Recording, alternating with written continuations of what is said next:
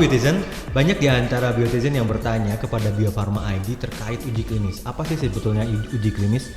Hal apa aja yang terjadi di dalam uji klinis? Dan hari ini kita telah mendatangkan narasumber yang sangat spesial, yaitu Ibu Dr. Novilia Safri Bahtiar. Beliau adalah Kepala Divisi dari Surveillance dan Uji Klinis di Bio Farma. Selamat siang Bu Novi, apa kabarnya hari ini? Alhamdulillah baik. Oke nih, sekarang lagi ramai kebetulan masyarakat Indonesia termasuk Biotizen yang ingin tahu sebetulnya uji klinis itu apa sih Bu? Terus pertanyaan pertama nih yang paling saya ingin tanyakan kepada Ibu, kenapa vaksin harus melalui tahapan uji klinis? Iya, jadi betul sekali bahwa vaksin, tapi bukan hanya vaksin sebenarnya Mas Hafiz. Jadi termasuk obat, produk-produk untuk pengobatan termasuk vaksin itu sebelum dipasarkan dan digunakan oleh masyarakat luas itu harus melalui tahap uji klinis dulu supaya meyakinkan bahwa vaksin yang akan digunakan tersebut aman, safe gitu ya, dan efektif untuk melindungi dari penyakit menular. Terus dari yang saya ketahui, yang pernah saya baca itu ada tahapan uji klinis itu ada 1, 2, 3 dan ada preklinis. Itu bedanya Betul apa sekali. sih? Iya. Jadi sebenarnya tahapnya cukup panjang sebelum sampai ke uji klinis. Jadi ada dulu yang namanya uji laboratorium. Jadi secara laboratorium kita harus bisa membuktikan dulu bahwa produk ini aman, kemudian untuk disuntikan atau untuk diminum misalnya, kemudian juga proses produksinya juga dari produk ini harus sudah tervalidasi, mengikuti syarat-syarat cara produksi obat yang baik. Nah, baru kemudian kita bisa melakukan uji preklinik pada hewan. Nah, setelah ada hasil uji preklinik dan hasilnya bagus, misalnya produknya aman diberikan, memberikan respon imun yang baik, kita bisa melangkah ke fase 1. Nah, tadi Mas Hafiz sudah sampaikan ada fase 1, 2, dan 3. Ya, ini minimal fase yang harus dilalui sebelum produk tersebut dipasarkan. Berarti itu wajib ya sifatnya ya? Wajib, iya wajib. Jadi kalau fase 1 itu biasanya diberikan pada sejumlah kecil kelompok orang, mungkin sekitar 20 sampai 50 orang. Nah, kita akan memantau di sini bagaimana efek yang ditimbulkan oleh produk tersebut, oleh vaksin tersebut. Apakah nyeri pada tempat suntikan misalnya, apakah dia demam. Nah, fokusnya kalau fase 1 ini adalah untuk efek samping atau keamanan istilahnya. Tetapi kita bisa memantau juga di situ respon imunnya. Nah, bila hasilnya baik, kita melangkah ke fase 2. Berarti kalau di fase 1 ini hasilnya tidak sesuai atau tidak diharapkan, berarti tidak bisa lanjut ke fase 2 nih? Oh, tidak bisa. Sistem gugur istilahnya. Iya, jadi kita harus evaluasi lagi. Ini kenapa misalnya? Kenapa efek sampingnya kok agak-agak tinggi gitu ya? Apakah kita harus periksa lagi apa sih isi vaksinnya? Apakah terlalu banyak zat pengganggunya, apakah kurang murni misalnya seperti itu. Jadi kita harus evaluasi kembali. Nah, nanti kalau kita sudah menemukan apa masalahnya, kita mulai lagi dengan fase 1 lagi. Oke, fase 1 tadi fokusnya di keamanan ya. Betul. Dan efek sampingnya. Ya. Lanjut kita ke fase 2. Apa yang terjadi di fase 2 ya. ini? Di fase 2 itu kita sudah mulai menggunakan namanya perhitungan atau rumus untuk menghitung karena kita ingin melihat imunogenisitas dari vaksin tersebut, kemampuan vaksin itu membentuk antibodi. Nah, itu menggunakan rumus tertentu. Nah, biasanya jumlah subjeknya itu adalah sekitar 100 sampai 500 tergantung dari hal-hal apa yang ingin kita pastikan, apa endpoint dari penelitian tersebut. Nah, itu nanti ada perhitungan khususnya, maka dapatlah jumlah subjeknya. Nah, di sini kita memantau bagaimana respon imun yang ditimbulkan oleh vaksin tersebut. Ini khusus untuk uji klinis vaksin ya. Jadi nanti kita lihat, diambil darahnya, kita lihat sebelum imunisasi bagaimana antibodi terhadap antigen yang ada di dalam vaksin tersebut. Misalnya umpamanya vaksin COVID misalnya ya, vaksin COVID-19. Sebelum imunisasi apakah ada antibodinya? Nah, setelah imunisasi kita lihat apakah ada terbentuk antibodinya. Apakah naik kalau sebelumnya ada misalnya. Jadi di situ kita sudah mulai mengevaluasi terbentuknya antibodi.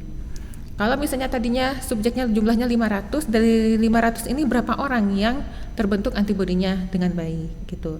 Tetapi bukan hanya imunogenisitasnya, tetap keamanannya atau safety-nya tetap masih dipantau. Oke, berarti dari awal tuh sebetulnya selalu beriringan antara efektivitas dan keamanannya. Betul. Tapi di tiap tahapan ada yang lebih difokuskan kemana. Betul, betul sekali. Nah, berarti Bu Novi, di tiap tahapannya itu kan jumlah orangnya berbeda-beda tuh. Iya, itu iya. memang berdasarkan dengan teori di uji klinis ya, Bu? Betul. Jadi berdasarkan memang tahap-tahapnya. Jadi kita memang di awal itu hanya sedikit, karena kita belum tahu nih kan gimana sih di orang gitu. Jadi kita sedikit sekali sampel size-nya untuk mengurangi risiko. Semakin kita yakin, semakin besar sampel size-nya gitu. Nanti fase 3 lebih gede lagi sampel size-nya. Oke, sistem gugur pun berlaku di fase 2 ya, Bu ya. Jadi Berlaku. misalkan setelah lulus uji klinis tahap 2, kita akan lanjut ke tahap 3. Ya, betul. Nah, apa yang terjadi di tahap 3 ini, Ya, Bu? di tahap 3 itu kalau untuk vaksin itu pertama biasanya kita tetap melihat imunogenisitasnya, dan kita ada perhitungan khusus sampel size-nya juga. Kemudian safety-nya tetap dipantau. Tapi ada kekhasan fase 3, itu biasanya kita juga melihat konsistensi atau apakah ada variasi terhadap data klinis dari batch ke batch atau lot ke lot, minimal 3 lot biasanya. Nah, yang paling spesial juga buat fase 3 itu adalah namanya studi efikasi. Efikasi itu yang membuatkan jumlah sampelnya besar. Jadi kita mengamati subjek yang diimunisasi tersebut sekian bulan ke depan atau sekian tahun ke depan setelah divaksin, dan kita memantau apakah dia terlindungi dari penyakit yang ingin kita cegah tersebut. Dipantaunya orang per orang dari waktu ke waktu? Iya, orang ke orang dari waktu ke waktu. Oh, seperti itu ya, Bu? Iya. Di fase 3 ini melibatkan orang yang jauh lebih banyak. Jauh lebih besar. Ada jumlah minimumnya nggak, Bu? Iya, itu bervariasi. Nanti semuanya tergantung dari endpoint-nya. Nah, biasanya antara 700 sampai 3.000 atau bahkan untuk vaksin-vaksin yang sangat baru itu bisa di atas 8.000 subjek. 8.000 subjek. Oke. Iya. Setelah fase 3 berhasil, apakah sebuah vaksin itu bisa langsung diproduksi, Bu? Nah, setelah misalnya fase 3 berhasil, nah apakah vaksin itu bisa diproduksi, itu hal yang lain lagi gitu. Jadi dari sisi produksinya banyak hal-hal yang juga harus terpenuhi. Bagaimana dengan proses produksinya, validasi produksinya, bagaimana dengan pengujian mutunya, apakah pengujian mutunya sudah divalidasi. Nah, itu yang menentukan kemudian dia untuk diproduksi secara rutin. Nah, tentu ketika mau mendaftarkan produk ini, mau meregistrasikan produk ini ke Badan POM, kita memasukkan berkas uji klinisnya dan juga berkas dari produksinya.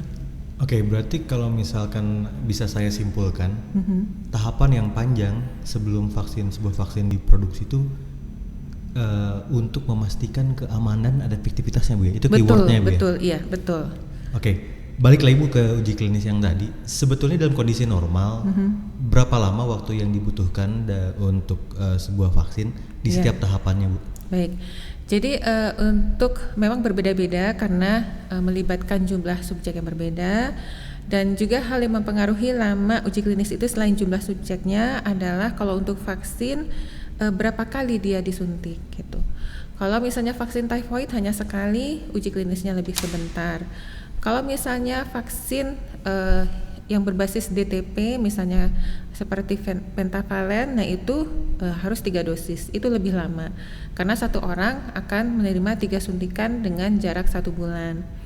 Nah, kalau misalnya vaksin campak itu hanya 1 kali, tapi rata-rata untuk uji klinis itu kalau fase 1 itu antara 6 bulan kalau dalam situasi aman ya, bukan dalam pandemi. Jadi itu sekitar fase 1 itu sekitar 6 bulan sampai 8 bulan. Kemudian fase 2 itu berkisar antara 8 bulan sampai setahun atau 1,5 tahun, dan fase 3 itu sangat bergantung pada jumlah subjeknya, jadi antara setahun sampai 3 tahun. Baik, itu di kondisi normal. Kondisi di kondisi normal. pandemi, bagaimana caranya agar uji klinis ini diharapkan, kan hasil dari uji klinis adalah vaksin yang ingin segera Betul. digunakan. Dan tapi apakah masih dapat dipastikan, Bu, bahwa standar keamanan dan keefektifannya masih dapat diraih dengan di kondisi yang darurat istilahnya? Terus kita ada beberapa part yang disingkat ya, Bu ya? Iya, Seperti betul. itu. Jadi kalau untuk situasi pandemi memang perlu ada akselerasi yang dilakukan. Jadi misalnya kalau misalnya kita melakukan fase 1, nah tidak harus selesai dulu fase 1 baru mulai fase 2. Nah, kalau ini bisa mulai dulu fase 1, kemudian setengah jalan kita mulai dengan fase 2. Jadi ada overlapping. Nah, itu tergantung dari kebijakan regulasi di masing-masing negara. Ada yang bisa overlapping seperti itu. Karena kalau menunggu benar-benar selesai semua, itu akan sangat lama sekali. Bisa-bisa pandeminya sudah kemana-mana gitu. Nah, jadi tapi kita harus mengimplementasikan semua prinsip-prinsip good clinical practice dalam uji klinis tersebut. Jadi meskipun dalam situasi pandemi kita nggak boleh meringankan atau mengurangi standar dari good clinical practice dalam uji klinis. Oke, berarti ada beberapa hal yang bisa disingkat, tapi ada yang memang beberapa harus tetap dijaga tetap ya, Bu ya, untuk memberikan hasil yang maksimal. Yeah. Nah, selanjutnya, Bu, saat ini untuk vaksin COVID-19 Bio Farma bekerja sama dengan Unpad. Mengapa sih, Bu, harus melibatkan Bio Farma harus mengajak atau bekerja sama dengan Unpad? Apakah sebuah produsen vaksin itu tidak bisa melaksanakan uji klinisnya tersendiri? Iya. Jadi sebenarnya tergantung kebijakan masing-masing perusahaan ya untuk dia bisa melakukan uji klinis. Kalau Bio Farma itu kebetulan sangat banyak produk-produk barunya sehingga kita tidak bisa melakukan uji klinis sendiri. Kita harus bekerja sama dengan berbagai institusi. Sebenarnya kita banyak kerjasama saat ini bukan hanya dengan Unpad. Kalau untuk uji klinis kita bekerja sama dengan UI, UGM, UNS, UNER, Udayana. Nah, jadi kebetulan untuk vaksin misalnya COVID-19 kita bekerja sama dengan FK Unpad. Begitu, Mas. Oh, begitu, Bu. Oke, selanjutnya nih, Bu, ada yang bertanya juga di Instagram kita, di sosial media Bio Farma, kenapa sih dilaksanainya di Bandung? Apa hanya orang Bandung aja yang bisa jadi relawan nantinya gitu, seperti itu? Apakah karena Bio Farma di Bandung sama Unpadnya di Bandung seperti itu? Iya, sebenarnya bukan itu sih masalahnya. Jadi bisa saja dilakukan di manapun di Indonesia. Yang penting memang masih ada kasus COVID-19-nya untuk vaksin COVID ini. Tetapi kita sekarang ini bekerja sama dengan Unpad adalah untuk pertama memang Fakultas Kedokteran Unpad itu sudah berpengalaman dan sudah beberapa kali mengalami yang namanya inspeksi uji klinis, jadi sudah teruji. Nah, dari prinsip standar center yang melaksanakan uji klinis itu sudah terpenuhi. Tetapi di samping itu dalam situasi pandemi ini kita kan harus mengirim logistik, mengirim vaksin, melakukan monitoring gitu ya. Sedangkan di beberapa kota seperti di Jakarta masih PSBB, di Jawa Timur apalagi, dan penerbangan itu masih sangat terbatas. Nah, akhirnya kita memutuskan untuk melakukan uji klinis tersebut di Bandung. Karena dari Bio Farma akan memudahkan urusan monitoring, urusan logistik, selain memang si senternya sendiri memang sudah bagus gitu. Berarti sebetulnya bukan karena Bio Farma di Bandung ya, Bu, tapi bukan. Untuk kepentingan kemudahan pengiriman logistiknya juga gitu, betul, secara teknis ya. Iya. Terus gini, Bu, ada banyak yang juga bertanya, gimana sih caranya kalau saya ingin jadi relawan? Apa Apa sih syarat seseorang untuk menjadi relawan dalam uji klinis? Ya, jadi untuk masing-masing uji klinis itu persyaratannya bisa berbeda-beda. Jadi tidak selalu sama. Nah, itu harus diamati baik-baik oleh calon peserta uji klinis. Jadi misalnya suatu uji klinis itu dilakukan pada usia berapa? Kalau untuk COVID-19 kita rencananya melakukan pada usia 18 sampai 95 tahun. Sampai 59 tahun. Tetapi pada vaksin-vaksin lain misalnya vaksin bayi, kalau untuk vaksin Penta kita melakukan pada usia 2, 3, 4 bulan, jadi bayi kecil. Jadi di samping persyaratan itu ada persyaratan lainnya, misalnya dia sehat saat itu, kemudian tidak habis ditransfusi, tidak sedang dalam minum obat tertentu, dan hal-hal administrasi seperti dia sudah memahami jadwal yang harus dia ikuti dalam uji klinis ini.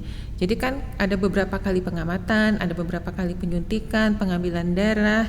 Nah, itu harus dia pahami jadwal tersebut, dan dia harus melihat jadwalnya apakah dia bisa memenuhi semua jadwal yang ada dalam uji klinis. Nah, setelah dia yakin dia bisa dan dia mau terlibat di uji klinis itu, maka dia bisa mendaftar sesuai dengan jadwal yang ada dalam uji klinis tersebut. Harus berkomitmen sama jadwalnya, Bu. Betul, karena kalau misalnya dia tidak bisa komitmen, mendingan dari awal nggak usah ikut gitu. Karena nanti berarti dia akan drop out, dan itu berarti akan mengurangi jumlah sampel. Ya, betul, ya. Baik nih, berarti terus kenapa nih ada pertanyaan lagi, Bu? Uji klinis 1 dan 2 di tempat A. Nah, uji klinis 3 di tempat B. Iya. Kenapa memungkinkan seperti itu, Bu? Iya. Karena beberapa pemikiran yang awam, Bu, kenapa nggak uji klinis 1, 2, 3 itu di tempat yang sama? Iya. Di tempat A atau di tempat B atau di keduanya? Kenapa harus berpindah-pindah seperti itu, berbeda? Iya. Jadi sebenarnya tidak ada keharusan bahwa fase 1, 2, 3 harus di A semua, enggak juga. Jadi tergantung dari situasi.